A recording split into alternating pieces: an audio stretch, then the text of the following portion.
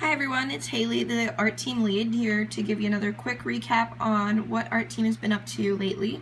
I figured since we're going into the meeting tomorrow, it'd be a good idea to give you guys a quick recap. And today we've got all of Aria's concept art kind of collected in one area for everyone to look at. I've been basing all of Aria's concept art off of all of the great concept sketches that Victoria has been sending me lately. So far we have all four main characters' concept art at least started off. Aria's is the most fleshed out as she's the main character, so I wanted to give everybody a quick look at what she looks like. And here we go.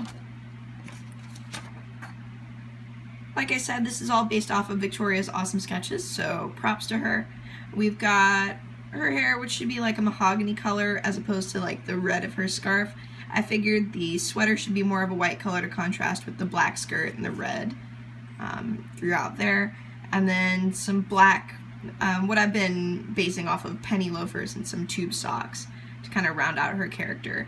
I noticed based off of Victoria's concept art that each character seems to have a key color, and Aria's key color seems to be the color red as opposed to some of the other colors for the other characters that are like blue and green and another color that I haven't discussed with her yet, but we'll get there. So this is the hand-drawn kind of look at what Aria would look like. I haven't really decided how the players should see Aria.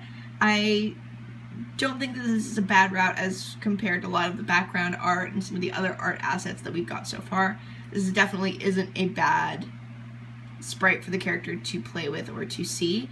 But I went ahead and drew her two different ways to kind of try and test out some things for better or worse.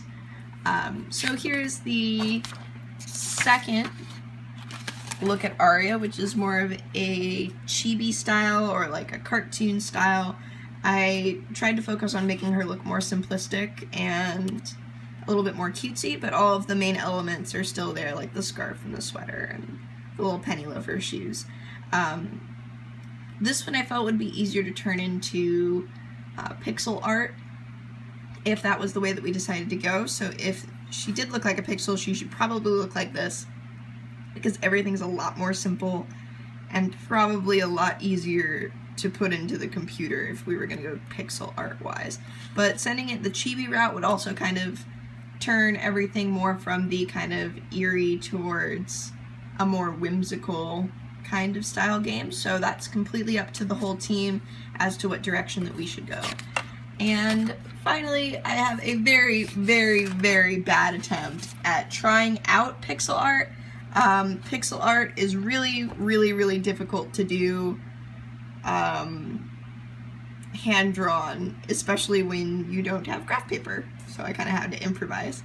I just tried to try out based off of this sketch, which is obviously like a night and day difference, what she would look like as kind of a pixel based off of a 1000 block grid. And if we were going to go the pixel art route, we're going to need a lot more pixels or blocks per person to get the kind of detail that we need and the space that we need to make it look like an actual person and not kind of like this deformed thing. So I tried to kind of keep all of the elements that we needed in, but I ran into so many issues that depending on which way the team decides in this upcoming meeting, we might actually move away from pixel art.